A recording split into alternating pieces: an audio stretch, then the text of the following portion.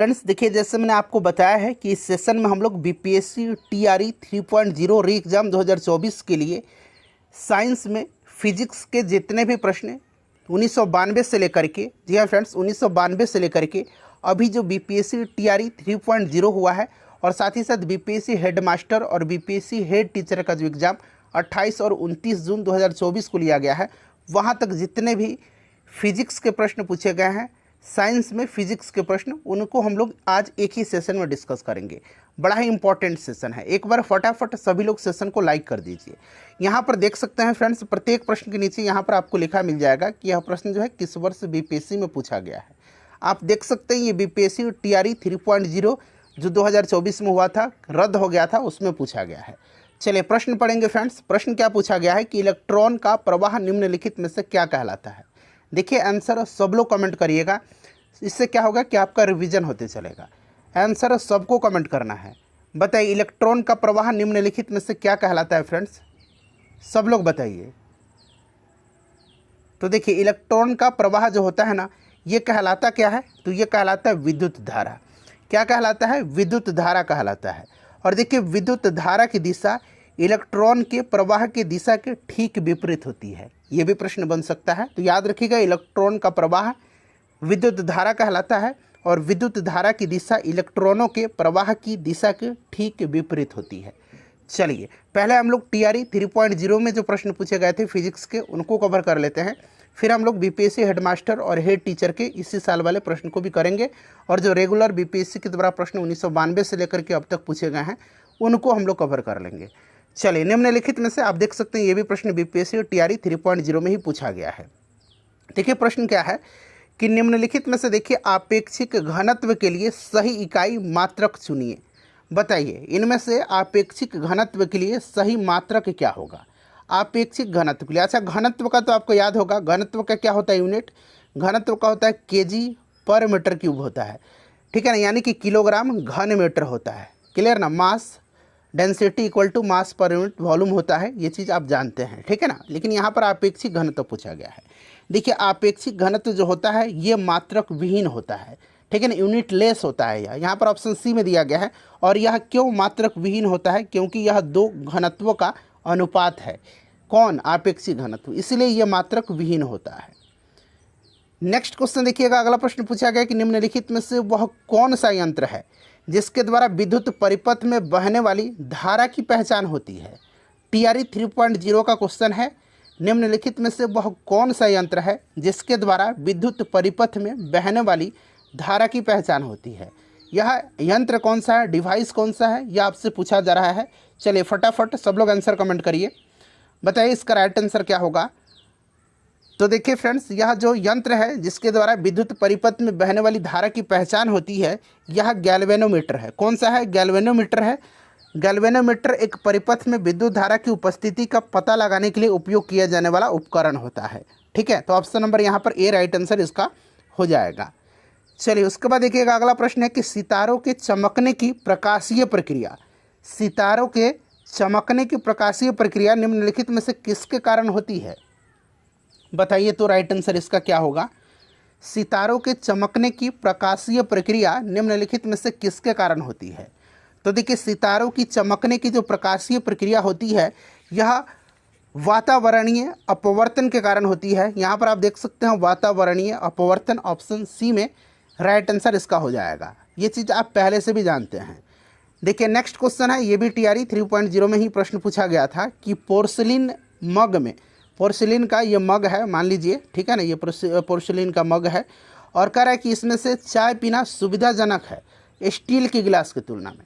कारण क्या है इसका, बताएंगे कि पोर्सिलिन मग में गर्म चाय पीना सुविधाजनक है स्टील के गिलास की तुलना में। क्यों, तो क्योंकि क्या होता है, पोर्सिलिन जो होता है ये ऊष्मा का कुचालक होता है, इसीलिए जो है सुविधाजनक होता है इसमें चाय पीना, ठीक है ना। चलिए उसके बाद नेक्स्ट क्वेश्चन देखिएगा कि अवतल दर्पण द्वारा बनाया हुआ प्रतिबिंब कैसा होगा। अवतल दर्पण के द्वारा बनाया गया प्रतिबिंब कैसा होगा, बताइए। तो देखिए अवतल दर्पण आपको पता है कि हमेशा आभासी और सीधा प्रतिबिंब बनाता है, हमेशा आभासी प्रतिबिंब बनाता है। नेक्स्ट क्वेश्चन देखिएगा कि ध्वनि के मापन की इकाई को क्या कहा जाता है। ध्वनि की जो मापने की इकाई है, ध्वनि के मापन की इकाई ध्वनि के मापन की इकाई को क्या कहा जाता है? तो देखिए ध्वनि की जो मापने की इकाई होती है वो डेसिबल होती है, और ऑप्शन में आप देख सकते हैं डेसिबल कहीं भी नहीं दिया गया है, इसीलिए यहाँ पर राइट आंसर हो जाएगा उपरोक्त में से कोई नहीं। ठीक है ना, उपरोक्त में से कोई नहीं इसका राइट आंसर हो जाएगा। उसके बाद चलिए ये प्रश्न देखिएगा, इंपॉर्टेंट क्वेश्चन है कि जियो स्टेशनरी उपग्रह जो है अनुमानतः किस ऊंचाई पर होता है। अब यहाँ पर देखिए शब्द अनुमानतः लगाया गया, एडजेक्ट नहीं लगाया गया है। ठीक है ना, अनुमानतः पूछा है, जियो स्टेशनरी उपग्रह अनुमानतः किस ऊंचाई पर होते हैं। तो ये ऊंचाई आपको याद होगा 35,786 किलोमीटर।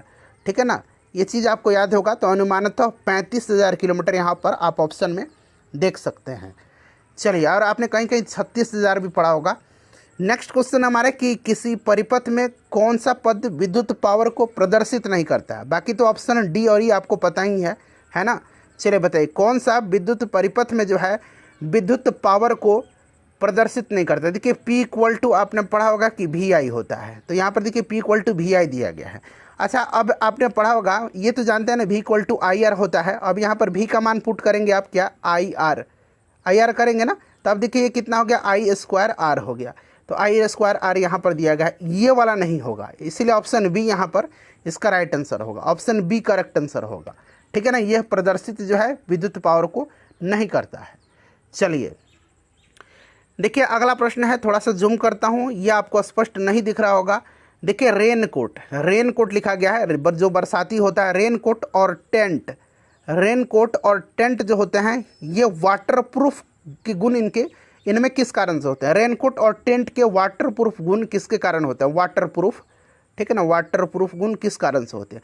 देखिए बीपीएससी हेड टीचर के एग्जाम में पूछा गया प्रश्न है, इसी साल हुआ था हेड टीचर के एग्जाम 29 जून को, 2-3 दिन पहले। बताइए, तो रेनकोट और टेंट के वाटरप्रूफ गुण जो होते हैं ये होते हैं सतही तनाव के कारण, सरफेस टेंशन के कारण। ठीक है ना, ऑप्शन डी में यहाँ पर देख सकते हैं सतही तनाव दिया गया, सतह तनाव इस तरह से, सरफेस टेंशन याद रखिएगा। चलिए उसके बाद देखिएगा कि किसी खिलौने में प्रयोग किया जाने वाला प्रकाश उत्सर्जक डायोड यानी कि लाइट इमिटिंग डायोड LED क्या उत्सर्जित करता है। किसी खिलौने में प्रयोग किया जाने वाला प्रकाश उत्सर्जक डायोड जो है LED जो है यह उत्सर्जित करता है। क्या उत्सर्जित करेगा, कौन सा प्रकाश या कौन सा किरण उत्सर्जित करेगा, बताइए फटाफट इसका आंसर। कि किसी खिलौने में प्रयोग किया जाने वाला प्रकाश उत्सर्जक डायोड उत्सर्जित करता है, तो यह उत्सर्जित करता है दृश्यमान प्रकाश। ठीक है ना, विजिबल लाइट। चलिए उसके बाद देखिए बीपीएससी हेड टीचर का ही क्वेश्चन है, ये भी देख लीजिए कि मायोपिया बीमारी जो होती है निम्न में से किससे संबंधित होती है। मायोपिया और हाइपरमेट्रोपिया। ठीक है ना, देखिए मायोपिया और हाइपरमेट्रोपिया। मायोपिया और हाइपरमेट्रोपिया जो होती है यह आपकी आंख से संबंधित बीमारी होती है। मायोपिया निकट दृष्टि दोष है और हाइपरमेट्रोपिया दीर्घ दृष्टि दोष है। मायोपिया में यानी कि निकट दृष्टि दोष में क्या होता है, निकट दृष्टि दोष में क्या होता है, देखिए निकट दृष्टि दोष में क्या होता है, आपको पता है कि पास की वस्तुएं स्पष्ट दिखाई देती हैं लेकिन दूर की वस्तु धुंधली दिखाई देती हैं। और इसके निवारण के लिए किस प्रकार के लेंस का प्रयोग किया जाता है, मायोपिया के लिए, निकट दृष्टि दोष के लिए तो अवतल लेंस का इस्तेमाल किया जाता है, और हाइपरमेट्रोपिया यानी कि दीर्घ दृष्टि दोष के लिए उत्तल लेंस का इस्तेमाल किया जाता है। चलिए उसके बाद देखिएगा कि कारों और वाहनों में जो इंजन की कूलिंग होती है यह किसके द्वारा होती है। कारों और वाहनों में इंजन की कूलिंग निम्न के द्वारा होती है, बताइए। कारों और वाहनों में इंजन की कूलिंग निम्न के द्वारा होती है। तो फ्रेंड्स ये कूलिंग जो होती है ये आपको पता है रेडिएटर के द्वारा होता है। ठीक है ना, चलिए उसके बाद देखिएगा अगला प्रश्न कि दो आवेशों के बीच लगने वाले बल को निम्नलिखित में से किस नियम से प्रतिपादित किया जाता है। दो विद्युत आवेशों के बीच लगने वाले बल को निम्नलिखित में से किस नियम से प्रतिपादित किया जाता है, बताएंगे सभी लोग आंसर कमेंट करिए। दो विद्युत आवेशों के बीच लगने वाले बल को किस नियम से प्रतिपादित किया जाता है। तो फ्रेंड्स ये कूलम्ब का लॉ है, कूलम्ब का नियम है। ऑप्शन यहाँ पर सी राइट आंसर हो जाएगा, कूलम्ब का नियम। चलिए उसके बाद देखिए किसी तार का प्रतिरोध निम्नलिखित में से किससे दिया जाता है। किसी तार का प्रतिरोध किससे दिया जाता है, तार का प्रतिरोध बताइए, तार का प्रतिरोध किससे दिया जाता है। तो ये देखिए V/I, ऑप्शन नंबर यहाँ पर R = V/I ए में दिया गया है। उसके बाद देखिए सूर्य से आने वाला जो अल्ट्रा वायलेट विकिरण है निम्नलिखित में से कौन सा कैंसर पैदा करता है। सूर्य से आने वाली जो पराबैंगनी किरणें हैं, अल्ट्रा वायलेट विकिरण है, पराबैंगनी विकिरण, पराबैंगनी ये निम्नलिखित में से कौन सा कैंसर पैदा करता है? बताइए राइट आंसर इसका क्या होगा। आसान सा प्रश्न है, बताइए। चलिए इसका आंसर आप लोग मुझे कमेंट करके बताइए, इसका आंसर आप लोग मुझे कमेंट करके बताइए, फटाफट कमेंट कर दीजिए। कमेंट करिए तो इसका आंसर क्या होगा बताइए। त्वचा कैंसर होगा, ठीक है ना। चलिए उसके बाद देखिएगा कि शरीर के निम्नलिखित में से किसके वंचित हो जाने से धनावेशित हो जाता है? शरीर निम्नलिखित में से किसके वंचित हो जाने से धनावेशित हो जाता है? बताइए। बीपीएससी हेड मास्टर 2024 का प्रश्न है, 28 जून के दिन पेपर हुआ था, ठीक है ना, 28 जून 2024 को। बताइएगा राइट आंसर क्या होगा इसमें से कि शरीर निम्नलिखित में से किसके वंचित हो जाने से धनावेशित हो जाएगा? तो ये इलेक्ट्रॉन के वंचित हो जाने से धनावेशित हो जाएगा, ठीक है ना। नेगेटिव चार्ज होता है इलेक्ट्रॉन पर। विद्युत धारा की इकाई बताइए, विद्युत धारा की इकाई क्या है? तो देखिए विद्युत धारा की जो एसआई इकाई है ये एम्पियर है, आपको भी पता है। कूलम जो है ये आवेश का है और वाट जो है ये पावर का है, शक्ति का है। चलिए फ्रेंड्स नेक्स्ट क्वेश्चन करेंगे कि निम्न तत्वों में से किसमें न्यूट्रॉन नहीं होता है? किसमें जो है न्यूट्रॉन नहीं होता है? बताइए राइट आंसर इसका क्या हो जाएगा। तो यहाँ पर देखिएगा इसमें न्यूट्रॉन नहीं होता है किसमें, तो करेक्ट आंसर हो जाएगा हाइड्रोजन में, ठीक है। हाइड्रोजन का परमाणु क्रमांक कितना है? तो 1 होता है, ठीक है। और साधारण हाइड्रोजन समस्थानिक प्रोटियम में कोई भी न्यूट्रॉन नहीं होता है। प्रोटियम, ड्यूटीरियम और ट्राइटियम ये हाइड्रोजन के 3 समस्थानिक है। जो प्रोटियम है उसमें कोई भी न्यूट्रॉन नहीं होता है, ठीक है ना। इस चीज़ को आप याद रखिएगा। भारी हाइड्रोजन समस्थानिक जिसको कि ड्यूटेरियम बोलते हैं उसमें 1 न्यूट्रॉन होता है, और अत्यंत भारी हाइड्रोजन समस्थानिक ट्राइटियम में 2 न्यूट्रॉन होता है, और अभी मैंने बताया था प्रोटियम में कोई न्यूट्रॉन नहीं होता है। चलिए उसके बाद देखिएगा कि एंगस्ट्रम जो है यह किसकी इकाई है? एंगस्ट्रम जो है यह किसकी इकाई है? तो फ्रेंड्स एंगस्ट्रम ये तरंग दैर्घ्य की इकाई है, ठीक है ना, तरंग दैर्घ्य की इकाई है। 1 एंगस्ट्रम बराबर कितना मीटर होता है? तो 1 एंगस्ट्रम बराबर होता है 10⁻⁻10 मीटर। साथ साथ आप यह भी याद रखिएगा। चलिए फ्रेंड्स उसके बाद नेक्स्ट क्वेश्चन है कि प्रकाश वर्ष किसकी इकाई है? प्रकाश वर्ष जो है यह किसकी इकाई है? देखिए प्रकाश द्वारा एक वर्ष में तय की गई दूरी को प्रकाश वर्ष यानी कि लाइट ईयर कहते हैं। 1 प्रकाश वर्ष बराबर होता है 9.46। यहाँ पर लिखता हूँ 1 प्रकाश वर्ष बराबर 9.46 गुना 10 के पावर यहाँ पर 15 मीटर होता है, ठीक है ना, 15 मीटर होता है। इस चीज़ को आप याद रखिएगा, ठीक है ना फ्रेंड्स। और यह दूरी की इकाई है। ऑप्शन नंबर यहाँ पर सी करेक्ट आंसर हो जाएगा। उसके बाद चलिए नेक्स्ट क्वेश्चन है कि घड़ी में प्रयोग होने वाले क्वार्ट्ज क्रिस्टल होते हैं। घड़ी में प्रयोग होने वाले जो क्वार्ट्ज क्रिस्टल होते हैं ये क्या होते हैं? तो फ्रेंड्स ये होते हैं आपके क्या? सिलिकॉन डाइऑक्साइड होते हैं। ये क्या होते हैं? सिलिकॉन डाइऑक्साइड होते हैं, ठीक है। क्वार्ट्ज क्रिस्टल का प्रयोग रेडियो, टेलीफोन इन सब में किया जाता है, ठीक है। तो यहाँ पर देखिए सिलिकॉन डाइऑक्साइड यहाँ पर करेक्ट आंसर इसका हो जाएगा। उसके बाद देखिएगा कि निम्नलिखित में कौन सी मूल भौतिक राशि है? मूल भौतिक राशि इसमें से कौन सी है?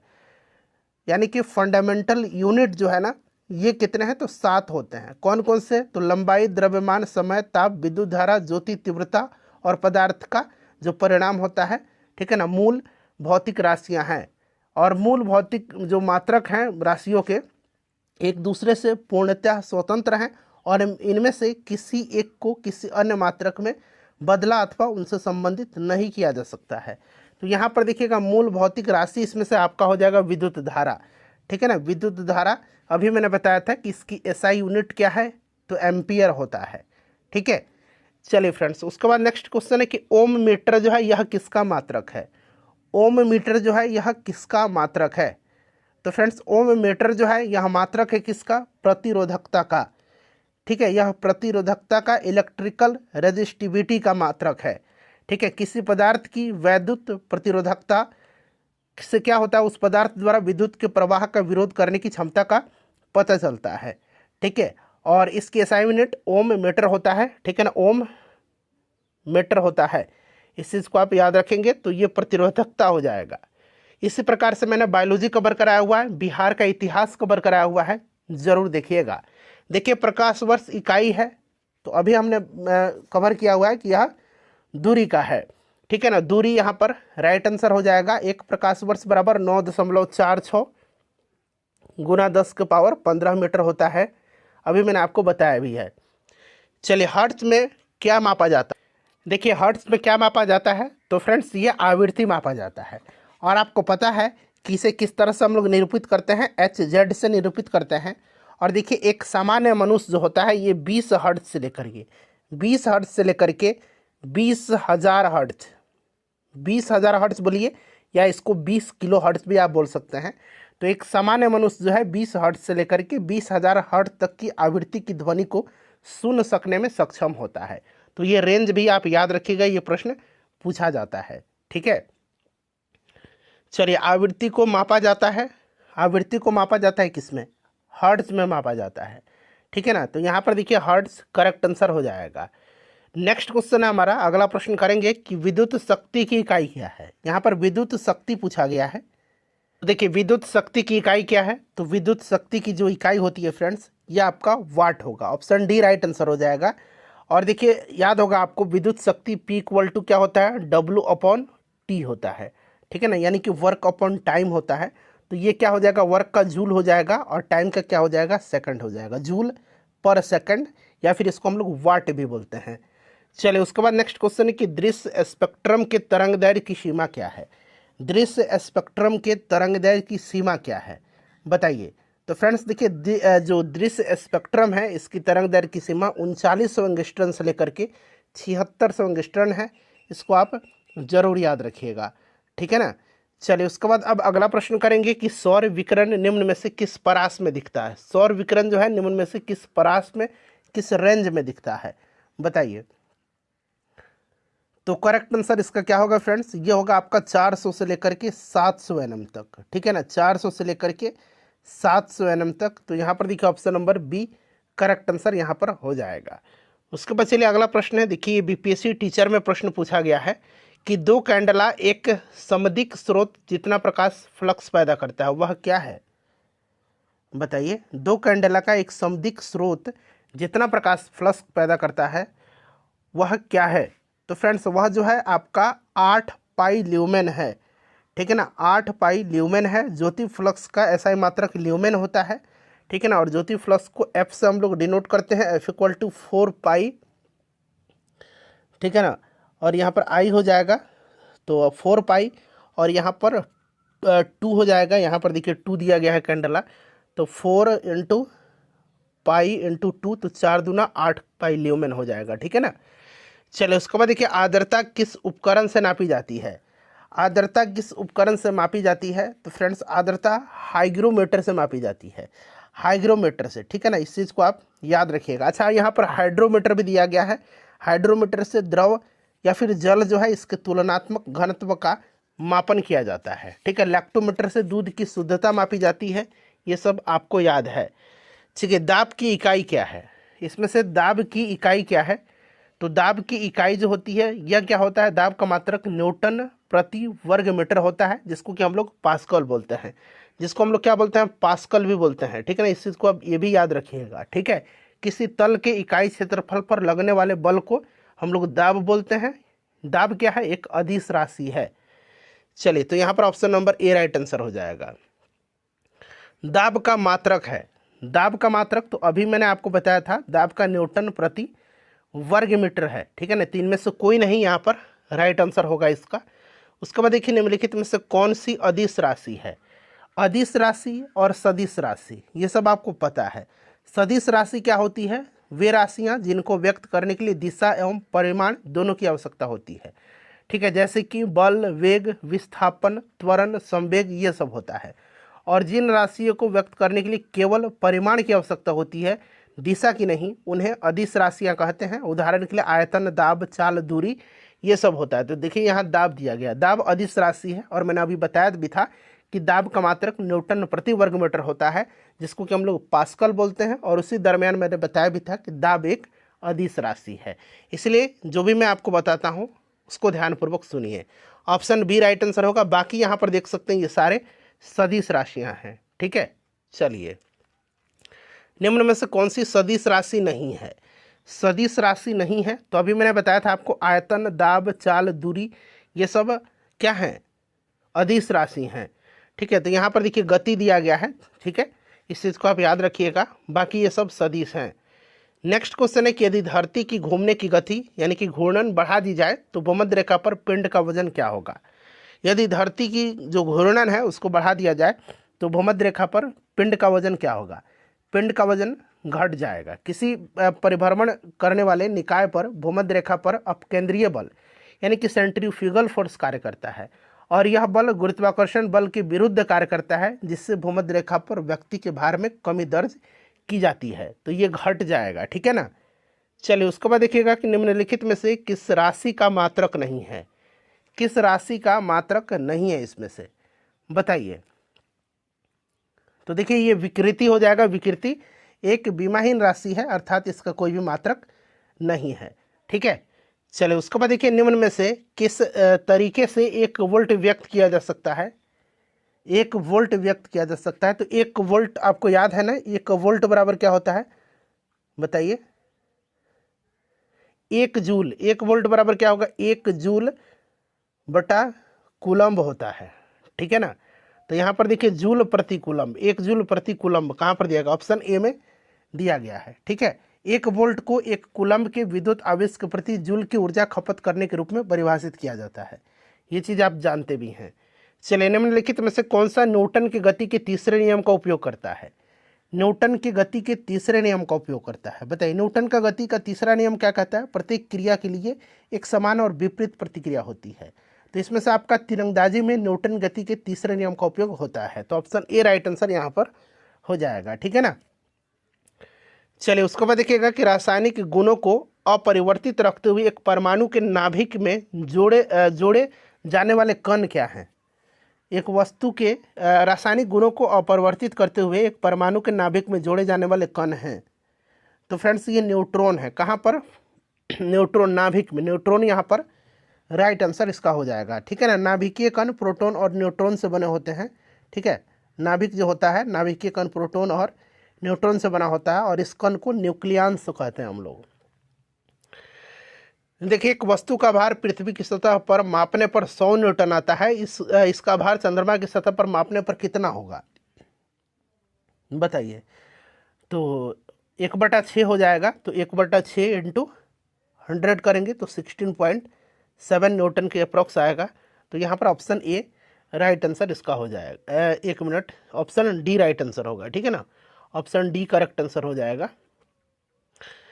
चलिए उसके बाद देखिए सही कथन इसमें से आपको चुनना है। सभी कथन को पढ़िए और आंसर बताइए। देखिए आपको पता है कि सबसे ज़्यादा तरंग दैर्घ्य किसका होता है, लाल का, सबसे कम बैंगनी का होता है। ठीक है ना। यहाँ पर देखिए, और जिसका तरंग दैर्घ्य सबसे ज़्यादा होता है उसका विचलन सबसे कम होगा, और जिसका तरंग दैर्घ्य सबसे कम होता है उसका विचलन सबसे ज़्यादा होता है। तो देखिए लाल प्रकाश का तरंग दैर्घ्य बैंगनी से ज़्यादा होता है। बिल्कुल यहाँ पर ऑप्शन बी करेक्ट दिया गया है। ठीक है ना। चलिए देखिए जब दिन में पानी पर साबुन की फिल्म दिखाई देती है तो यह सुंदर रंग दिखाती है। इस घटना का कारण क्या है। तो देखिए इस घटना का कारण जो है ये प्रकाश का व्यतिकरण है। ठीक है ना। इंटरफेरेंस ऑफ लाइट है। ठीक है। ऑप्शन यहाँ पर डी राइट आंसर इसका हो जाएगा। उसके बाद देखिए एक परमाणु के केंद्र का धनावेशित हिस्सा क्या कहलाता है। केंद्र का जो धनावेशित हिस्सा है उसको हम लोग न्यूक्लियस बोलते हैं। क्या बोलते हैं, नाभिक बोलते हैं, न्यूक्लियस बोलते हैं। तो यहाँ पर देखिए न्यूक्लियस दिया गया है। ठीक है। धनावेशित हिस्सा। देखिए एक ठोस के सीधे गैस में परिवर्तन को कहते हैं, ठोस से सीधे गैस में परिवर्तन को हम लोग बोलते हैं सब्लिमेशन यानी कि ऊर्ध्वपातन बोलते हैं। उसके बाद देखिएगा कि वह ताप जिस पर ठोस, द्रव और गैसीय अवस्थाएं एक साथ रहती हैं क्या कहलाता है। तो फ्रेंड्स इसको हम लोग बोलते हैं ट्रिपल पॉइंट। इसको हम लोग बोलते हैं त्रिक बिंदु, और हिंदी में इसको त्रिक बिंदु और अंग्रेजी में इसको हम लोग ट्रिपल पॉइंट बोलते हैं। ठीक है। चलिए उसके बाद नेक्स्ट क्वेश्चन है कि कॉस्मिक किरणें हैं। कॉस्मिक किरणें क्या हैं। तो कॉस्मिक किरणें विद्युत चुंबकीय स्पेक्ट्रम का भाग नहीं है। ये उच्च ऊर्जा के आवेशित कण हैं जो अंतरिक्ष में लगभग प्रकाश की गति से गमन करते हैं। तो ये आवेशित कण हैं। चलिए उसके बाद देखिएगा कि 2G स्पेक्ट्रम अक्षर में जी किस शब्द के लिए प्रयुक्त हुआ है। तो जी फॉर जनरेशन। ठीक है ना। तो यहाँ पर देखिए जी फॉर जनरेशन हो जाएगा। इस चीज़ को आप याद रखिएगा। ठीक है। पीढ़ी के लिए यह प्रयुक्त हुआ है, जनरेशन के लिए। अगला प्रश्न कि रडार का आविष्कारक कौन है। रडार का फुल फॉर्म क्या होता है। रडार यहाँ मैं लिख देता हूँ। रडार का फुल फॉर्म होता है रेडियो डिटेक्शन एंड रेंजिंग। ठीक है ना। और इसके आविष्कारक का नाम क्या है, तो रॉबर्ट वाटसन है। ऑप्शन यहाँ पर ए राइट आंसर इसका हो जाएगा। चलिए फ्रेंड्स, उसके बाद नेक्स्ट क्वेश्चन है कि गॉड पार्टिकल है। गॉड पार्टिकल इसमें से क्या है, बताइए राइट आंसर। गॉड पार्टिकल इसमें से हिग्स बोसोन है, ठीक है ना। हिग्स बोसोन इसमें से आपका गॉड पार्टिकल है, हिग्स बोसोन, ठीक है। इस चीज़ को आप याद रखिएगा। गॉड पार्टिकल यानी कि ईश्वरीय कण, या फिर अंग्रेजी में इसको गॉड पार्टिकल बोलते हैं, ठीक है। चलिए, उसके बाद नेक्स्ट क्वेश्चन हमारा कि सीवी रमन को भौतिकी का नोबेल पुरस्कार कब प्राप्त हुआ था। सीवी रमन को भौतिकी का नोबेल पुरस्कार दिया गया था, और इनको दिया गया था कब, 1930 में यह पुरस्कार प्राप्त हुआ था, ठीक है। तो यहाँ पर ऑप्शन नंबर यहाँ पर बी राइट आंसर हो जाएगा। चलिए, 1930 में। हरगोविंद खुराना को 1968 में, एस चंद्रशेखर जो है सुब्रमण्यम चंद्रशेखर 1983 में। उसके बाद देखिए मदर टेरेसा, फिर अमर्त्य सेन, ये सब नाम भी आप याद रख सकते हैं, साइंस वाला मैंने आपको नाम बताया है। टेलीस्कोप की खोज किस वैज्ञानिक ने किया था, तो टेलीस्कोप की खोज किया था गैलीलियो ने। किसने, गैलीलियो ने किया था टेलीस्कोप की खोज। चलिए, उसके बाद देखिएगा सेफ्टी लैंप की खोज हम्फ्री डेवी ने किया था, सेफ्टी लैंप की, ठीक है। चलिए, इस सदी की शुरुआत में हवाई जहाज़ का आविष्कार किसने किया था, तो हवाई जहाज़ का आविष्कार किया था किसने, राइट ब्रदर्स जो थे इन्होंने किया था, ठीक है। चलिए, उसके बाद देखिए 1 माइक्रोन बराबर है, 1 माइक्रोन बराबर होता है कितना, तो 1 माइक्रोन बराबर 10⁻³ mm होता है, यानी कि 1/1000 mm यहाँ पर राइट आंसर होगा, जो कि ऑप्शन नंबर यहाँ पर देखिए सी में दिया गया है। इस तरह से भी आप याद रखिएगा, ठीक है। देखिए 40 डिग्री सेल्सियस का मान फ़ारेनहाइट स्केल में पूछा जा रहा है, तो आपको फार्मूला याद रखना है फ़ारेनहाइट और सेल्सियस वाला। तो ये 9/5 हो जाएगा इंटू C + 32 होगा। अब देखिए फ़ारेनहाइट में आपको बदलना है, चूँकि सेल्सियस दिया गया है, तो 9/5 सेल्सियस कितना है, 40 + 32। अब देखिए ये 5/40, 9/72 + 32 कितना हो जाएगा, 2 दूना 4, 7 3 10, 104 डिग्री फ़ारेनहाइट। ऑप्शन यहाँ पर ए राइट आंसर होगा, ठीक है। फॉर्मूला सिर्फ याद रखिएगा। चलिए, उसके बाद देखिएगा कि क्रोमेटोग्राफी की तकनीक का प्रयोग होता है। तो देखिए क्रोमेटोग्राफी की जो तकनीक है इसका प्रयोग होता है किसमें, विटामिन और प्रोटीन की पृथक्करण में किया जाता है। और प्रारंभ में क्रोमेटोग्राफी तकनीक का उपयोग पदार्थों को उनके रंग के आधार पर अलग करने में भी किया जाता है। तो अलग करने में भी और रंग वाला भी मैंने बताया था आपको, ठीक है, उनके रंग के आधार पर अलग करने और एक मिश्रण से पदार्थों को अलग करने में। तो 1 से अधिक यहाँ पर इसका राइट आंसर होना चाहिए था, ठीक है। चलिए, 1 से अधिक होगा। गति को सर्वप्रथम किसने परिभाषित किया था, गति को सर्वप्रथम परिभाषित किसने किया था, तो फ्रेंड्स ये गैलीलियो ने किया था। गैलीलियो ने ही सर्वप्रथम एक समान रेखीय गति को परिभाषित किया था, और उनके अनुसार प्रति इकाई समय में तय की गई दूरी को हम लोग स्पीड कहते हैं, गति कहते हैं। उसके बाद न्यूटन ने पिंडों और वस्तुओं की गति का वर्णन करने के लिए गति का जो नियम है वो प्रतिपादित किया था। यहाँ पर गैलीलियो राइट आंसर होगा। चलिए, उसके बाद देखिएगा कि लोलक की जो कालावधि है, टाइम पीरियड है, वो किस पर निर्भर करती है, बताइए। देखिए सरल लोलक की जो कालावधि है, टाइम पीरियड है, यह लोलक की लंबाई पर निर्भर करती है, यानी कि T = क्या होगा, 2π√L/g होगा, ठीक है ना। इस चीज़ को आप याद रखिएगा। तो यहाँ पर correct answer option number B हो जाएगा, लंबाई के ऊपर निर्भर करती है। चलिए, उसके बाद नेक्स्ट क्वेश्चन हम लोग कर लेंगे। अगला प्रश्न है कि बल गुणनफल है, तो फोर्स = मास इंटू एक्सेलरेशन है, यानी कि मास माने द्रव्यमान और ए माने त्वरण, द्रव्यमान और त्वरण का, ठीक है। और बल का SI मात्रक न्यूटन होता है, ध्यान रखिएगा। देखिए त्वरण ज्ञात करने के लिए सही सूत्र कौन सा है, बताइए। तो ए = क्या है, V - U/T होता है, ठीक है। चलिए, यहाँ पर ए जो है आपका एक्सेलरेशन है, V final velocity, U initial velocity और T टाइम है। ऑप्शन ए राइट आंसर होगा इसका। देखिए अलग अलग द्रव्यमान की 2 वस्तुएं चंद्रमा की सतह के पास स्वतंत्र रूप से गिरने से क्या होगा, तो होगा क्या, किसी भी क्षण एक ही वेग होगा, ठीक है ना।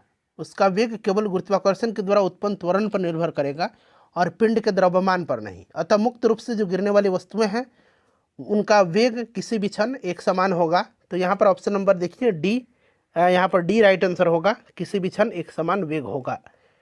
चलिए उसके बाद देखिएगा कि वॉशिंग मशीन का कार्यकारी सिद्धांत क्या है, यानी कि वॉशिंग मशीन किस सिद्धांत पर कार्य करता है। तो देखिए वॉशिंग मशीन जो है इसे किस सिद्धांत पर, अपकेंद्रण के सिद्धांत पर, ठीक है ना। अपकेंद्रीय बल जो होता है, सेंट्रीफ्यूगल फोर्स, यहाँ पर ध्यान से सुनिएगा, वॉशिंग मशीन जो है ये किस पर कार्य करता है, तो अपकेंद्रण के सिद्धांत पर कार्य करता है। और देखिएगा कि प्रतिक्रिया बल जो परिमाण में अपकेंद्रीय बल के बराबर होता है, परंतु जिसकी दिशा अपकेंद्रीय बल की विपरीत अर्थात केंद्र से बाहर की ओर होती है, उसी को हम लोग सेंट्रीफ्यूगल फोर्स यानी कि अपकेंद्रीय बल कहते हैं। कपड़ा साफ करने वाला मशीन, दूध से मक्खन निकालने वाली मशीन, ये सब अपकेंद्रीय बल के सिद्धांत पर कार्य करता है। चलिए निम्नलिखित में से कौन सी राशि सदिश नहीं है। तो सदिश मैंने बताया था, इसमें से सदिश कौन सा नहीं है, तो देखिए आयतन सदिश नहीं होगा, बाकी वेग बल विस्थापन ये सदिश राशियां हैं। देखिए पदार्थ के संवेग और वेग के अनुपात से कौन सी भौतिक राशि प्राप्त होगी। संवेग यानी कि आपका P और V के अनुपात से, तो P = mv होता है, आपको पता है। यहाँ से V कैंसिल हो गया, बचा m, यानी कि द्रव्यमान प्राप्त होगा। ठीक है, चलिए 1 किलोमीटर दूरी का तात्पर्य, सिंपल सा क्वेश्चन है, 1000 मीटर होगा। चलिए उसके बाद देखिए 1 पिकोग्राम बराबर होता है। 1 पिकोग्राम बराबर कितना होगा, तो देखिए 1 पिकोग्राम बराबर कितना होगा, तो 1 पिकोग्राम बराबर होगा 10⁻12 ग्राम के। ठीक है, चलिए उसके बाद देखिएगा कि आप एक लिफ्ट में खड़े हैं और लिफ्ट के फर्श पर आपके भार द्वारा लग रहा बल जो है ये क्या होगा, बताइए। आप एक लिफ्ट में खड़े हैं, लिफ्ट के फर्श पर आपके भार द्वारा लग रहा बल क्या होगा, बताइए। तो फ्रेंड्स ये लिफ्ट के 9.8 मीटर प्रति सेकंड के त्वरण से नीचे आते समय 0 होगा। ठीक है ना।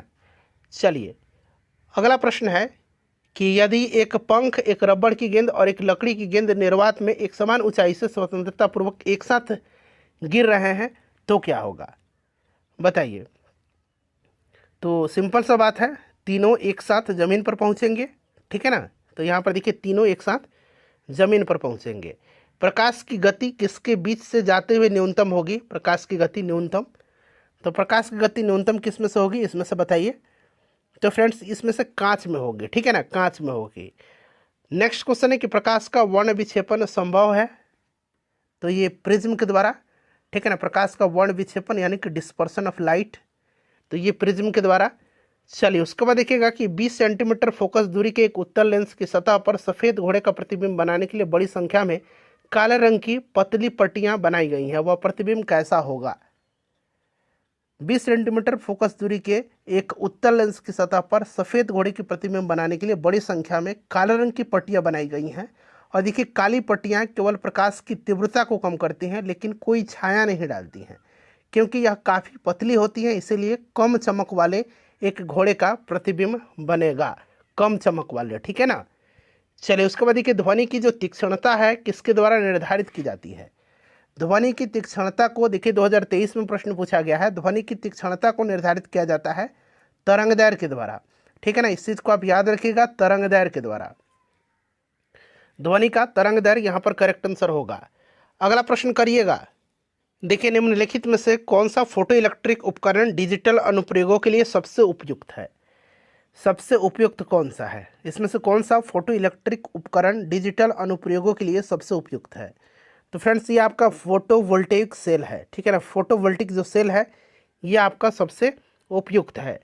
देखिए बॉल बेयरिंग का उपयोग स्थैतिक घर्षण को निम्नलिखित में से किस में परिवर्तित करने के लिए किया जाता है।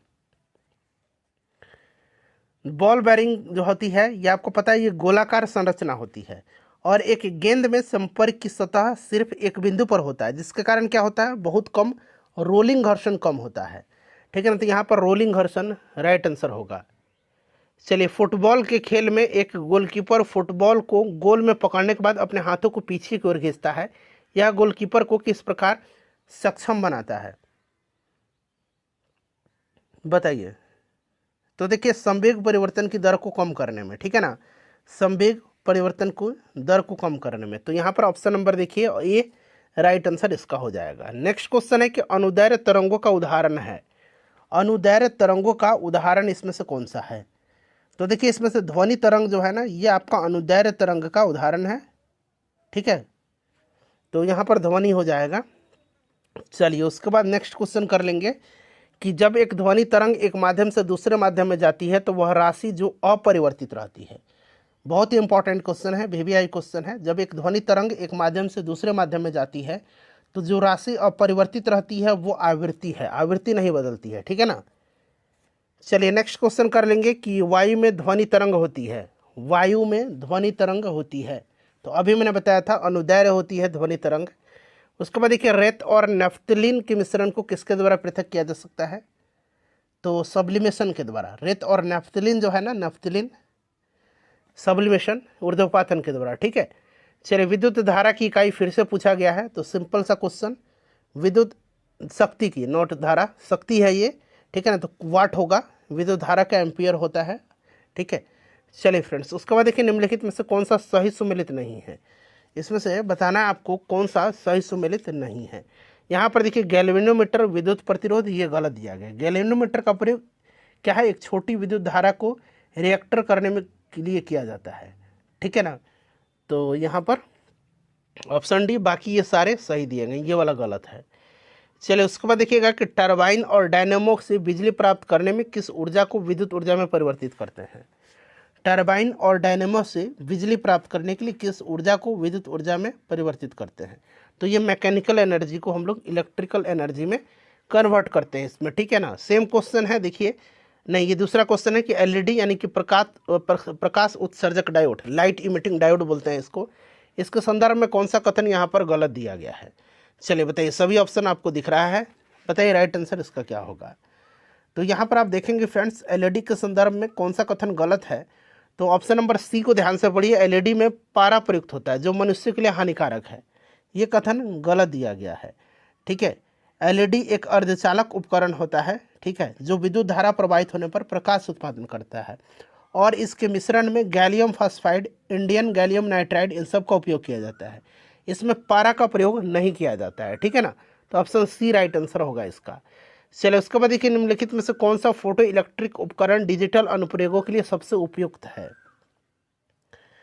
तो ये अभी मैंने आपको बताया था, फोटोवोल्टिक सेल है ये, ठीक है ना, फोटोवोल्टिक सेल। चलिए उसके बाद देखिएगा केंद्राभिमुखी बल किसके लिए जिम्मेदार है।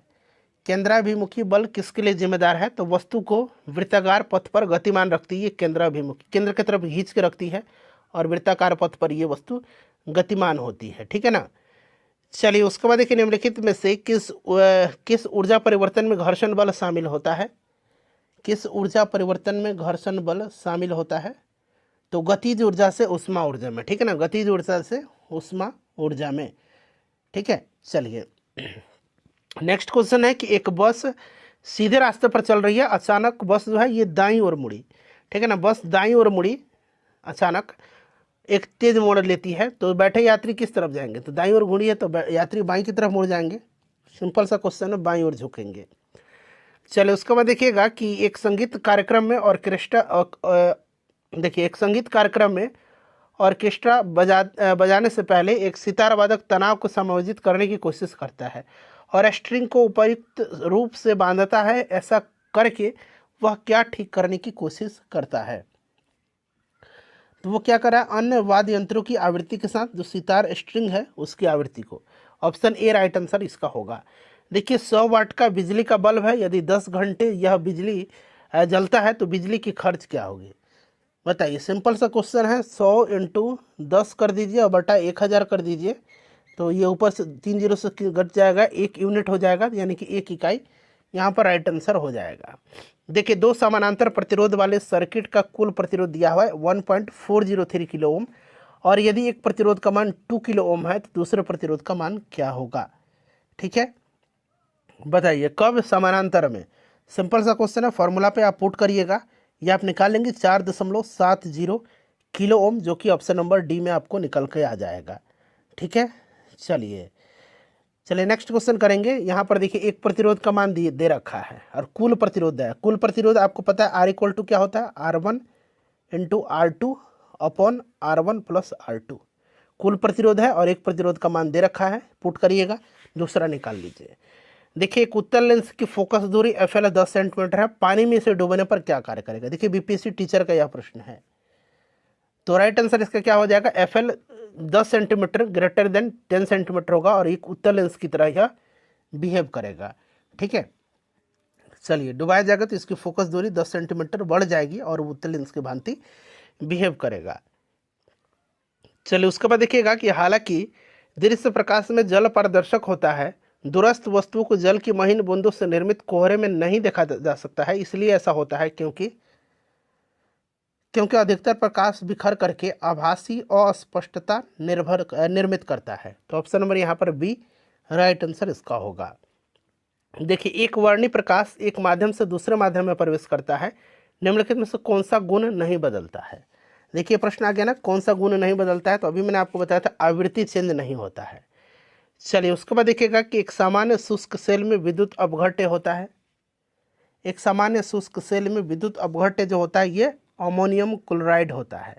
ठीक है ना, अमोनियम क्लोराइड होता है, अमोनियम क्लोराइड होगा। डायनेमो तो आपको पता है, अभी मैंने बताया था, डायनेमो जो है यह यांत्रिक ऊर्जा को विद्युत ऊर्जा में कन्वर्ट करता है, यांत्रिक ऊर्जा को विद्युत ऊर्जा में। नेक्स्ट क्वेश्चन है कि विद्युत मोटर क्या करता है, तो विद्युत मोटर डायनेमो के अपोजिट करता है, विद्युत ऊर्जा को यांत्रिक ऊर्जा में चेंज करता है। ठीक है ना, तो विद्युत ऊर्जा को यांत्रिक ऊर्जा में। 100 डेसिबल का प्रबलता स्तर संगत होगा, 100 डेसिबल का प्रबलता स्तर संगत होगा, बताइए। तो फ्रेंड्स एक मशीन शॉप से आने वाले शोरगुल के। ठीक है ना, ऑप्शन नंबर यहाँ पर डी राइट आंसर होगा। देखिए, एक क्षैतिज वृत्त में स्थिर चाल से घूम रहे पिंड के लिए निम्नलिखित में से कौन सा स्थिर रहेगा। तो देखिए यहाँ पर जो करेक्ट आंसर होगा फ्रेंड्स वो क्या हो जाएगा, ये हो जाएगा गतिज ऊर्जा। ठीक है ना, एक क्षैतिज वृत्त में स्थिर चाल से घूम रहे पिंड के लिए निम्नलिखित में से कौन सा स्थिर रहेगा, गतिज ऊर्जा। देखिए, कुकिंग ताप पर स्थिर रहने वाले क्लोरीन युक्त कृत्रिम स्वीटनर जिसका रूप तथा स्वाद शक्कर की तरह होता है, निम्नलिखित में से ये कौन सा है। अच्छा क्वेश्चन है, ये क्या है फ्रेंड्स, तो ये आपका है सुक्रालोज। ठीक है ना, ये सुक्रालोज है, यह सुक्रालोज है। ठीक है, चलिए उसके बाद देखिएगा कि दृष्टि की खराबी निकट दृष्टि को किस नाम से जाना जाता है। निकट दृष्टि को हम लोग जानते हैं किस नाम से, मायोपिया है, और दीर्घ दृष्टि दोष को हम लोग हाइपरमेट्रोपिया के नाम से जानते हैं। तो इनमें से कोई नहीं, मायोपिया नहीं दिया गया है। चलिए, मायोपिया वह बीमारी है जिसमें व्यक्ति देख नहीं पाता है। तो व्यक्ति देख नहीं पाता है दूर की वस्तु स्पष्ट रूप से। ठीक है ना, मायोपिया निकट दृष्टि दोष में नज़दीक की वस्तु तो स्पष्ट दिखाई देती है लेकिन दूर की वस्तु स्पष्ट दिखाई नहीं देती है, और अवतल लेंस का उपयोग करके निकट दृष्टि दोष को ठीक किया जा सकता है। चलिए उसके बाद देखिएगा कि निकट दृष्टि दोष किसके प्रयोग से उपचारित किया जा सकता है।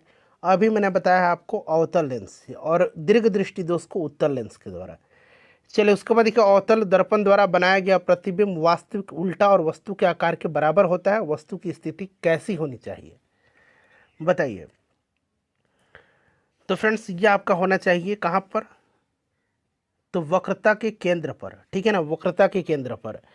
चलिए उसके बाद नेक्स्ट क्वेश्चन है हमारा कि विद्युत धारा निम्न में से किस उपकरण से मापी जाती है। तो विद्युत धारा को मापा जाता है एमीटर से। ठीक है ना, एमीटर यहाँ पर करेक्ट आंसर हो जाएगा। चलिए उसके बाद नेक्स्ट क्वेश्चन हमारा कि विद्युत धारा किस उपकरण से मापी जाती है। देखिए प्रश्न रिपीट भी हुआ है, तो एमीटर यहाँ पर राइट आंसर होगा। देखिए अगला प्रश्न है कि फोटो इलेक्ट्रिक सेल एक ऐसा उपकरण है जो कि, तो फोटो इलेक्ट्रिक सेल एक ऐसा उपकरण है जो कि प्रकाश ऊर्जा को विद्युत ऊर्जा में बदलता है, प्रकाश ऊर्जा को विद्युत ऊर्जा में। ठीक है, चलिए उसके बाद देखिएगा कि प्रकाश में 7 रंग होते हैं, रंगों को अलग करने को का तरीका क्या है। तो सिंपल सा क्वेश्चन है, इसको एक क्या करेंगे, प्रिज्म से जब गुजारेंगे तो ये 7 रंग में कन्वर्ट हो जाएगा, मतलब बदल जाएगा। एक प्रिज्म से रंगों को अलग किया जा सकता है। प्रकाश वर्ष का संबंध किससे है, स्टार्टिंग में ही बताया था, दूरी से है। ठीक है, देखिए प्रश्न कितना रिपीट होता है फिजिक्स में। नेक्स्ट क्वेश्चन कर लेंगे। अगला प्रश्न हमारा कि यदि किसी ऐनक के लेंसों की शक्ति +2 डायोप्टर है तो इसकी फोकस दूरी क्या होगी। +2 डायोप्टर यहाँ पर दे रहा है, तो फोकस दूरी इक्वल टू क्या होगा, 1/, लेंस की क्षमता जिसको हम लोग डायोप्टर से करते हैं, ये होगा आपका। ठीक है, यानी कि 1/2, यानी कि ये हमेशा किस में होना चाहिए, मीटर में होना चाहिए। तो ये आपका कितना होगा, ½ मीटर, यानी कि यहाँ पर सेंटीमीटर में दिया गया है, तो सेंटीमीटर में क्या करेंगे, ½ मीटर, यानी कि 100, यहाँ पर 50 सेंटीमीटर होगा। ठीक है ना, तो यहाँ पर देखिए 50 सेंटीमीटर होगा। Option number C right answer हो जाएगा। चलिए 100 सेंटीमीटर में 1 मीटर होता है, तो ½ मीटर है तो 50 सेंटीमीटर होगा। चलिए चुंबकीय सुई किस तरफ संकेत करती है, तो चुंबकीय सुई जो है यह संकेत करती है उत्तर की तरफ में। ठीक है, तो यहाँ पर देखिए उत्तर राइट आंसर हो जाएगा। अगला प्रश्न है कि चुंबकत्व का अनुचुंबकनीय सिद्धांत निम्न में से किसके द्वारा प्रदर्शित होता है। चुंबकत्व का अनुचुंबकीय सिद्धांत जो है यह किसके द्वारा प्रदर्शित होता है, तो फ्रेंड्स ये प्लैटिनम के द्वारा, ठीक है। चलिए, पीतल एक मिश्र धातु है, तो पीतल जिंक और तांबा का, ठीक है ना, जस्ता और तांबा का मिश्र धातु है, याद रखिएगा, क्लियर। चलिए, उसके बाद नेक्स्ट क्वेश्चन है कि श्वेत प्रकाश को नली में कैसे उत्पन्न करते हैं। श्वेत प्रकाश को नली में कैसे उत्पन्न करते हैं, तो तंतु को गर्म करके, ठीक है ना, तंतु को गर्म करके। चलिए, तो यहाँ पर देखिए option number B right answer होगा इसका। देखिए, आइंस्टीन को नोबेल पुरस्कार जो है किस कार्य पर मिला था उनको, तो इनको 1921 में भौतिकी के क्षेत्र में नोबेल पुरस्कार प्रदान किया गया था, और प्रकाश विद्युत प्रभाव की व्याख्या और इसके नियम का आविष्कार के लिए। तो यहाँ पर देखिए प्रकाश विद्युत प्रभाव होगा। आपेक्षिकता का सिद्धांत निम्न में से किस वैज्ञानिक ने प्रस्तुत किया था, तो देखिए आपेक्षिकता का जो सिद्धांत है यह अल्बर्ट आइंस्टीन ने जो है प्रस्तुत किया था। नेक्स्ट क्वेश्चन है हमारा, देखिए क्वेश्चन नंबर 100 है कि विद्युत उत्पन्न करने के लिए कौन सी धातु का उपयोग किया जाता है। तो विद्युत उत्पन्न करने के लिए यूरेनियम का इस्तेमाल किया जाता है, तो यूरेनियम हो जाएगा। उसके बाद देखिए कमरे को ठंडा किया जा सकता है। कमरे को ठंडा कैसे किया जा सकता है, तो देखिए कमरे को ठंडा कैसे किया जाता है, संपीड़ित गैस को छोड़ने से कमरे का तापमान कम हो जाता है, जिससे कि कमरा ठंडा हो जाता है संपीड़ित गैस छोड़ने से।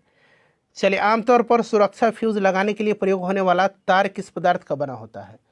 आमतौर पर सुरक्षा फ्यूज लगाने के लिए प्रयोग होने वाला तार जो होता है यह बना होता है टीन और शीशे की एक मिश्र धातु का, ठीक है ना, टीन और शीशे का एक मिश्र धातु से। इस चीज़ को आप याद रखिएगा। निम्न में से कौन सा ऊष्मा का सबसे अधिक कुचालक है। सबसे अधिक कुचालक पूछा गया है, तो इसमें से सबसे अधिक जो होगा ये पारा होगा, ठीक है। देखिए, ऑडियोमीटर क्या नापता है। ऑडियोमीटर जो है ये क्या नापता है, तो ऑडियोमीटर के द्वारा हम लोग नापते हैं ध्वनि की तीव्रता, ठीक है ना, तीव्रता यहाँ पर राइट आंसर हो जाएगा। इस चीज़ को आप याद रखिएगा, ठीक है। चलिए, उसके बाद नेक्स्ट क्वेश्चन है, यदि बल को न्यूटन में और दूरी को मीटर में प्रदर्शित किया जाता है तो कार्य को प्रदर्शित किया जाएगा। तो कार्य को किस में प्रदर्शित किया जाएगा, जो वर्क है उसको जूल में, ठीक है ना। चलिए, उसके बाद देखिए अतिचालक का लक्षण क्या है। अतिचालक का लक्षण, तो अतिचालक का लक्षण जो है ये आपका क्या होगा। इसका आंसर आप लोग मुझे कमेंट करके बताइए, आप लोग इसका आंसर कमेंट करके मुझे बताइए। चलिए फ्रेंड्स, उसके बाद देखिए गर्म करने पर एक अर्धचालक का प्रतिरोध क्या होगा। गर्म करने पर एक अर्धचालक का प्रतिरोध, तो अर्धचालक का प्रतिरोध जो होगा वो घटता है, ठीक है ना, घटता है। तो यहाँ पर देखिए घटता है, राइट आंसर इसका होगा। सौर भट्ठी में प्रयुक्त होता है, सौर भट्ठी में प्रयुक्त होगा आपका अवतल दर्पण, ठीक है ना, अवतल दर्पण, ठीक है, अवतल दर्पण याद रखिएगा, इंपॉर्टेंट क्वेश्चन है ये। नेक्स्ट क्वेश्चन हमारे कि सौर मंडल का सबसे चमकदार ग्रह कौन सा है। तो सबसे चमकदार ग्रह जो है ये सूर्य है। सूर्य सबसे गर्म ग्रह भी है, इसे सुबह का तारा या सांझ का तारा भी बोला जाता है। चलिए, अति सूक्ष्म वस्तुओं को देखने के लिए प्रयोग किया जाने वाला प्रकाशिक उपकरण क्या है।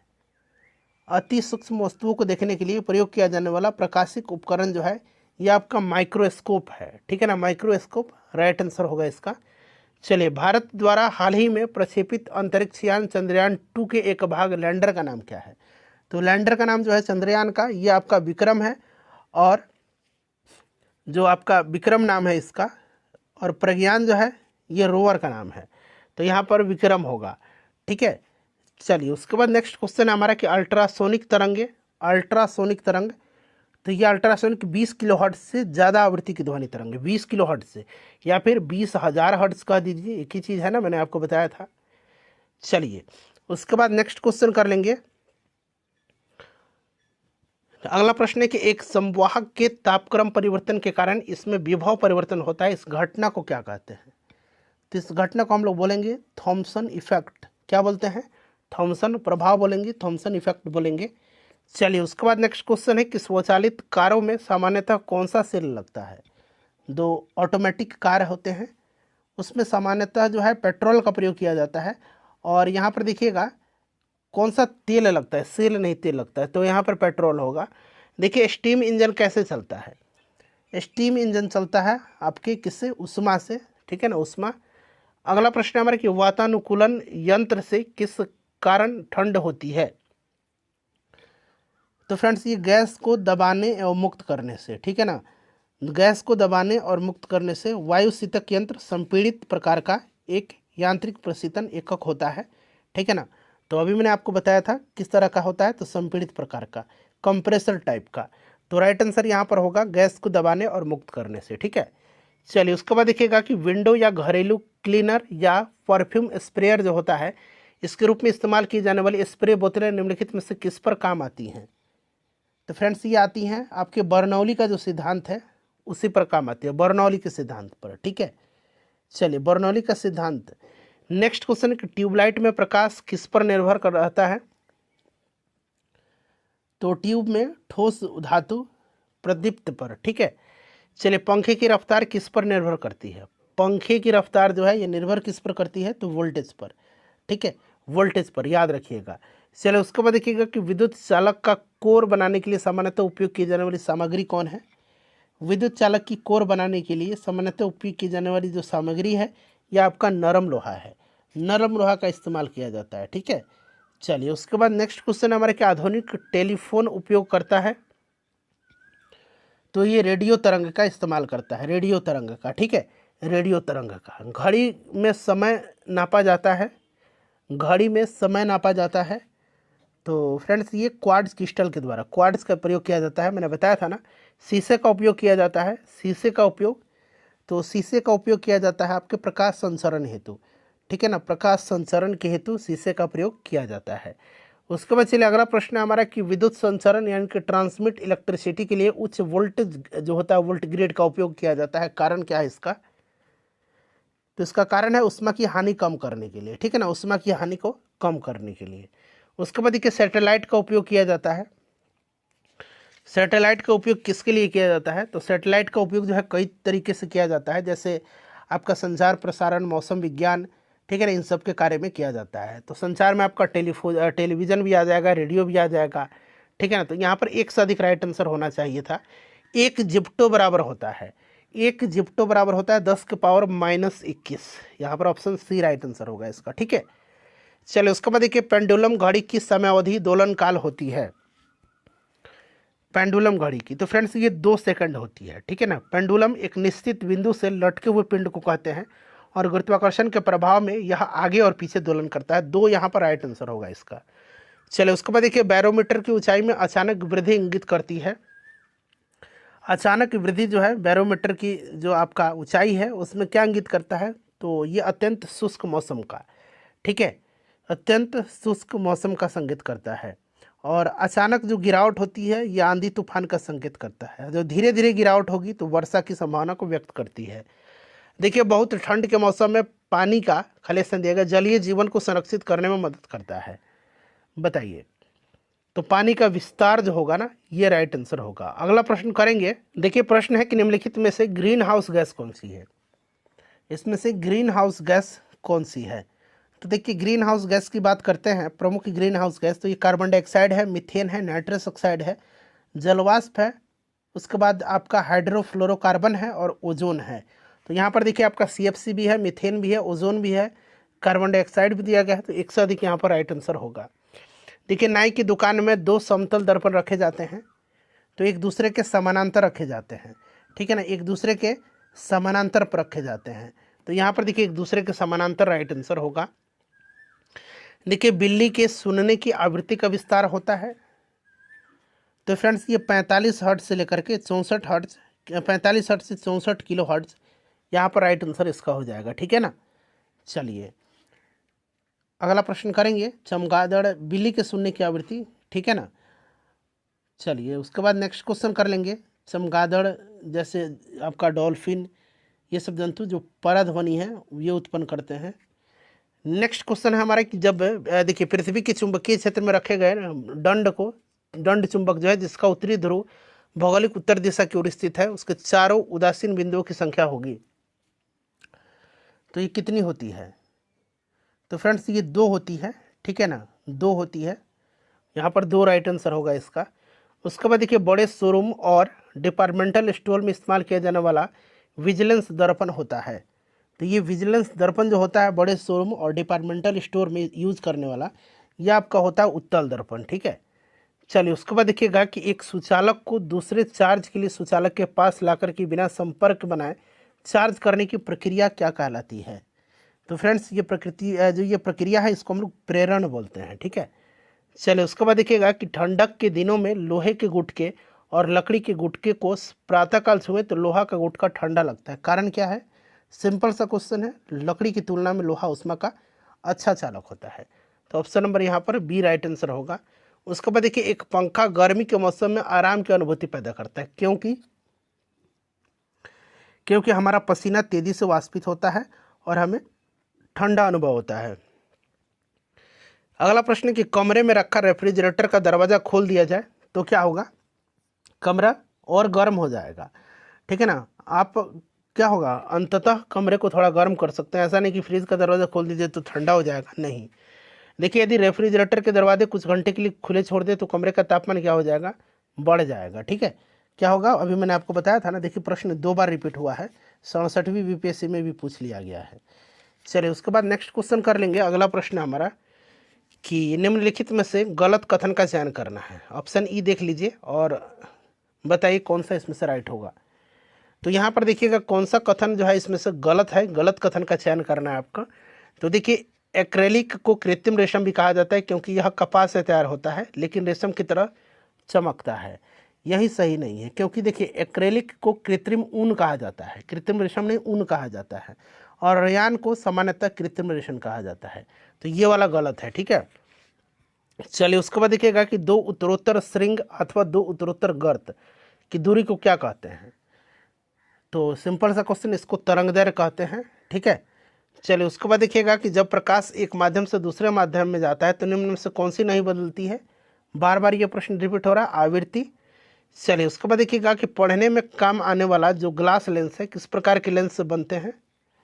तो ग्लास लेंस जो होता है ये आपका उत्तल होगा, ठीक है, पढ़ने वाला। दर्पण के सामने खड़े एक व्यक्ति को अपना प्रतिबिंब अपने से बड़ा लगता है, इसका तात्पर्य है कि दर्पण का प्रकार क्या है? तो दर्पण अवतल दर्पण है, ठीक है ना। चलिए उसके बाद नेक्स्ट क्वेश्चन है कि आवर्धक कांच में किस प्रकार के लेंस का प्रयोग किया जाता है? आवर्धक कांच में, तो आवर्धक कांच में उत्तल लेंस का, ठीक है ना, आवर्धक कांच यानी कि जो मैग्नीफाइंग ग्लास है उसमें उत्तल लेंस का प्रयोग किया जाता है। उसके बाद देखिएगा कि ध्वनि का वायु में वेग अनुमानतः होता है। तो अनुमानतः वेग पूछा गया है, तो अनुमानतः आप कह सकते हैं 330 मीटर प्रति सेकंड। चलिए उसके बाद देखिए प्रकाश विकिरणों की प्रकृति होती है, तो तरंग और कण दोनों के समान होती है ना। चलिए उसके बाद देखिए निम्नलिखित में से कौन सी विद्युत चुंबकीय तरंग नहीं है? विद्युत चुंबकीय तरंग नहीं है, तो इसमें से देखिएगा अल्फा किरण जो है यह विद्युत चुंबकीय तरंग नहीं है। अल्फा विद्युत चुंबकीय तरंग नहीं है, ठीक है। विद्युत चुंबकीय तरंग के अंतर्गत रेडियो, सूक्ष्म औरक, परावैंगनी, एक्सरे, गामा ये सब आती है, ठीक है। तो यहाँ पर देखिए अल्फा राइट आंसर इसका हो जाएगा। चलिए फ्रेंड्स अगला प्रश्न करेंगे कि आकाश नीला लगता है क्योंकि? आकाश नीला लगता है क्योंकि लघु दीर्घ तरंग जो होती है, लघु तरंग दीर्घ तरंगों की अपेक्षा वायुमंडल द्वारा अधिक प्रकीर्ण होती है, प्रकीर्णन के कारण होता है, ठीक है ना। चलिए उसके बाद देखिएगा कि रात के समय में खुले आकाश में तारों की टिमटिमाने को किससे समझाया जा सकता है? तो ये प्रकाश का अपवर्तन के कारण होता है, ठीक है। चलिए पानी का घनत्व अधिकतम होगा, पानी का घनत्व अधिकतम होता है 4 डिग्री सेंटीग्रेड पर, और उसका आयतन न्यूनतम भी 4 डिग्री सेंटीग्रेड पर भी होता है। चलिए 50 डिग्री का मान फ़ारेनहाइट में स्केल में बदलना है, तो ये मैंने आपको बता ही दिया था, ठीक है ना। फार्मूला उस पर पुट करिएगा, राइट आंसर आप निकाल लीजिए, ठीक है। चलिए एफ इक्वल टू क्या होता है? 9/5 इंटू सी अपॉन 32 होगा। तो यहाँ पर सी का मान 50 दिया गया है, तो यहाँ देखिए 5 दहिया 50 यानी कि 10 9 90 और प्लस 32 यानी कि 122 फ़ारेनहाइट राइट आंसर होगा इसका। देखिए अगला प्रश्न है कि बर्फ़ का एक टुकड़ा पानी से लबालब भरे बीकर में तैर रहा है, जब बर्फ़ पूरी तरह पिघल जाएगा तब क्या होगा? तो कोई भी परिवर्तन नहीं होगा, जो वाटर लेवल है उसमें जल स्तर नहीं बदलेगा, ठीक है। चलिए उसके बाद देखिए वर्षा की बूंद गोलाकार आकृति के कारण क्या है इसका? तो सरफेस टेंशन है, पृष्ठ तनाव है। चलिए उसके बाद देखिए सबसे ज़्यादा सहायता होती है किसकी? तो सबसे ज़्यादा शहद की सहायता होती है। जो द्रव्य जितना गाढ़ा होगा वह उतने ही अधिक सायन वाला होता है, ठीक है ना। तो इस चीज़ को आप याद रखिएगा, शहद होता है सबसे ज़्यादा इसमें, उसके बाद खून का होगा, फिर उसका जल का होगा, फिर वायु की होगी। देखिए महासागर में ऊंची जल तरंगे कैसे आती हैं? महासागर में ऊंची जल तरंगे जो होती हैं ये आती हैं किसके कारण? चंद्रमा से। चलिए, जब एक पत्थर को चांद की सतह से पृथ्वी पर लाया जाता है तो पृथ्वी पर लाया जाता है तो इसका भार बदल जाएगा, परंतु इसका द्रव्यमान नहीं बदलेगा। इस चीज़ को आप ध्यान रखिएगा, ठीक है। चलिए, उसके बाद नेक्स्ट क्वेश्चन है हमारा कि प्रेशर कुकर में खाना जल्दी पकता है क्योंकि कारण क्या है? तो उच्च दाब के कारण पानी उच्च तापमान पर उबलने लगता है, ठीक है। तो ऑप्शन नंबर यहाँ पर बी राइट आंसर हो जाएगा। चलिए, उसके बाद नेक्स्ट क्वेश्चन कर लेंगे कि सौर ऊर्जा निम्न में से किससे प्राप्त होती है? तो सौर ऊर्जा सूर्य से प्राप्त होगी। चलिए, उसके बाद देखिए सूर्य पर ऊर्जा का निर्माण होता है तो किसके द्वारा? नाभिकीय संलयन के द्वारा होता है, ठीक है ना। चलिए, उसके बाद अगला प्रश्न हमारा कि प्रथम भारतीय उपग्रह आर्यभट्ट कब छोड़ा गया था? तो इसको 1975 में छोड़ा गया था, 19 अप्रैल 1975 को। वो वर्ष दीर्घतम होता है कहाँ पर? तो सबसे दीर्घतम जो होगा इसमें से आपका हो जाएगा प्लूटो पर, ठीक है ना, प्लूटो पर होगा, यहाँ पर प्लूटो। उसके बाद देखिए विद्युत चुंबकीय तरंगों का वेग होता है 3 गुना 10 के पावर 8 मीटर पर सेकंड। यहाँ पर ऑप्शन ये राइट आंसर होगा इसका। एसी करंट को कैसे उत्पन्न करते हैं? एसी करंट को कैसे उत्पन्न करते हैं? तो एसी करंट अल्टरनेटिव करंट को डायनेमो के द्वारा उत्पन्न किया जा सकता है, ठीक है ना। डायनेमो जो होता है विद्युत चुंबकीय प्रेरण के सिद्धांत पर कार्य करता है, इस चीज़ को आप याद भी रखिएगा। तो ये डायनेमो के द्वारा। धारा घनत्व होता है, जो धारा घनत्व है यह आपका होता है एक सदिश राशि, ठीक है। चलिए, उसके बाद देखिए प्रकाश की गति निम्न में से किस माध्यम में न्यूनतम होगी? प्रकाश की गति न्यूनतम होगी किसमें? शीशा में, कांच में, ठीक है, इनमें से। चलिए, उसके बाद देखिएगा कि सूर्य के प्रकाश का धरती की सतह पर पहुंचने में लगने वाला समय क्या है? तो लगभग ये पहुंचता है 8.5 मिनट में, ठीक है ना। तो यहाँ पर देखिएगा 8.5 दिया गया है, वैसे आप याद रखिएगा 8 मिनट 19 सेकंड, ठीक है। निकटतम यहाँ पर पूछा जा रहा है लगभग में। चलिए, उसके बाद देखिएगा कि सूर्य के प्रकाश पृथ्वी पर पहुँचता है, बताइए राइट आंसर इसका क्या होगा? तो अभी मैंने बताया था 8 मिनट 19 सेकंड होना चाहिए, तो यहाँ पर तो आपको उपयुक्त में से कोई नहीं भी है ऑप्शन, ठीक है। चलिए, सौरमंडल का सबसे बड़ा ग्रह कौन सा है? सिंपल सा सारा क्वेश्चन है, ये बृहस्पति है। चलिए, निम्न में से कौन सी धातु रोशनी के बल्बों में फिलामेंट के रूप में प्रयोग किया जाता है? तो यह धातु जो है ये टंगस्टन है। उसके बाद देखिए कौन सी धातु सेमीकंडक्टर के रूप में ट्रांजिस्टर में प्रयोग होती है? तो जर्मेनियम का इस्तेमाल किया जाता है। चलिए, उसके बाद देखिए परमाणु नाभिक का वेग क्या है? तो नाभिक में प्रोटॉन और न्यूट्रॉन होता है, ठीक है ना। चलिए, उसके बाद देखिएगा कि किसी विखंडनीय द्रव्य का क्रांतिक द्रव्यमान होगा। किसी विखंडनीय द्रव्य का क्रांतिक द्रव्यमान जो होगा ये क्या होगा? बताइए राइट आंसर इसका क्या होगा? तो फ्रेंड्स ये आपका होगा श्रृंखला अभिक्रिया हेतु आवश्यक न्यूनतम द्रव्यमान, ठीक है। उसके बाद देखिए निम्नलिखित में से कौन सा विकल्प यहाँ पर गलत दिया गया है? बताइए, ऑप्शन ई आपको पता है, बताइए राइट आंसर यहाँ पर क्या होगा? तो देखिए नाभिक के अंदर प्रोटॉन और इलेक्ट्रॉन की उपस्थिति के कारण परमाणु विद्युत रूप से उदासीन होता है। नहीं, नाभिक के अंदर प्रोटॉन और न्यूट्रॉन होता है, इलेक्ट्रॉन थोड़ी होता है। ऑप्शन ए राइट आंसर होगा। चलो, उसके बाद देखिए निम्नलिखित में से कौन वैकल्पिक ऊर्जा का सबसे बड़ा भंडार है? तो सबसे बड़ा भंडार जो है वैकल्पिक ऊर्जा का, इसमें से आपका सौर ऊर्जा है, ठीक है ना। चलिए, परमाणु बम का सिद्धांत क्या है? परमाणु बम किस सिद्धांत पर आधारित है? तो ये नाभिकीय विखंडन पर। हाइड्रोजन बम किसके सिद्धांत पर आधारित है? तो हाइड्रोजन बम जो है ये आपके अनियंत्रित संलयन अभिक्रिया पर है, ठीक है ना। चलिए, उसके बाद नेक्स्ट क्वेश्चन है हमारा कि वायु में कौन सी नोबल गैस नहीं है? तो वायु में जो है कौन सी नोबल गैस? रेडॉन नहीं पाई जाती है, ठीक है, रेडॉन नहीं पाई जाती है। चलिए, उसके बाद नेक्स्ट क्वेश्चन है कि बिजली की खपत का बिल किसके मापन पर आधारित होता है? तो फ्रेंड्स ये आपका हो जाएगा वाट पर, ठीक है ना, केवल एक यहाँ पर राइट आंसर इसका होगा, ठीक है। खपत का बिल किलोवाट घंटा में मापा जाता है, ठीक है ना। चलिए, उसके बाद नेक्स्ट क्वेश्चन है कि कौन सी इसमें से भारी धातु है? तो यूरेनियम राइट आंसर हो जाएगा। सबसे भारी धातु इनमें से यूरेनियम है। इनसेट 2A को कब छोड़ा गया था? तो इनसेट 2A को कब छोड़ा गया था? 10 जुलाई 1992 को छोड़ा गया था। देखिए, एक प्रिंटर की गुणवत्ता किससे निर्धारित की जाती है? तो प्रिंटर की गुणवत्ता को बिंदु प्रति इंच यानी कि डॉट्स पर इंच, ठीक है ना, dots per inch, option number C right answer होगा। देखिए, प्रयोगशाला में विकसित हीरे के संदर्भ में हीरे के बीज के रूप में किसका प्रयोग किया जाता है? तो फ्रेंड्स ये ग्रेफाइट का, ठीक है ना, ग्रेफाइट यहाँ पर करेक्ट आंसर होगा। देखिए, बुलेट प्रूफ जैकेट बनाने के लिए उपयोग किया जाने वाला फाइबर क्या है? तो ये आपका केवलर है, ठीक है ना, केवलर का इस्तेमाल किया जाता है। देखिए, अगला प्रश्न है कि HMX का पूर्ण रूप क्या है, बताइए। हाई मेल्टिंग एक्सप्लोजिव, ठीक है ना, HMX हाई मेल्टिंग एक्सप्लोजिव। तो यहाँ पर देखिए हाई मेल्टिंग एक्सप्लोजिव यानी कि केवल एक, ठीक है। चलिए, निम्नलिखित में से कौन सी कंप्यूटर की भाषाएं हैं? कंप्यूटर की भाषा कौन सा है? तो इसमें से सारा का सारा कंप्यूटर का भाषा कोबरा, पाइथन, स्किल, जावा, ठीक है ना। चलिए, उसके बाद देखिए हाल ही में समाचारों में देखी गई चैट जीपीटी में जीपीटी का पूर्ण रूप क्या है? जीपीटी, ठीक है ना, बताइए।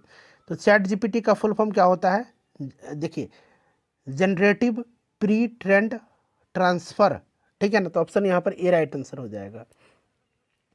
निम्नलिखित में से कौन सा कंप्यूटर की भाषा नहीं है? इसमें से देखिए फास्ट नहीं है। अगला प्रश्न हमारा कि निम्नलिखित में से कौन सी तकनीक 5G मोबाइल संचार नेटवर्क द्वारा सक्षम की जाएंगी? बताइए राइट आंसर इसका क्या होगा। तो फ्रेंड्स ये आपका हो जाएगा तीनों, internet of things, edge computing और नेटवर्क स्लाइसिंग, ठीक है ना। ऑप्शन नंबर यहाँ पर ए राइट आंसर इसका होगा। चलिए, उसके बाद देखिएगा यहाँ पर मिलान करना है और नीचे कूट से राइट आंसर चुनना है। ये आखिरी क्वेश्चन है आज के सेशन का हमारा, अंतरिक्ष मिशन है और खोज है। तो यहाँ पर राइट आंसर मैं आपको बताता हूँ, बी करेक्ट आंसर हो जाएगा, ठीक है ना। यहाँ पर देखिए बी करेक्ट आंसर इसका हो जाएगा, यानी कि बी में क्या दिया गया है? 2 1 4 3, ठीक है ना, 2 1 4 3, यानी कि 2 1 4 और 3, ये वाला मिलान यहाँ पर आपका सही आंसर होगा। सेशन को लाइक कर दीजिए और फ्रेंड्स इसको प्लीज़ शेयर कर दीजिए।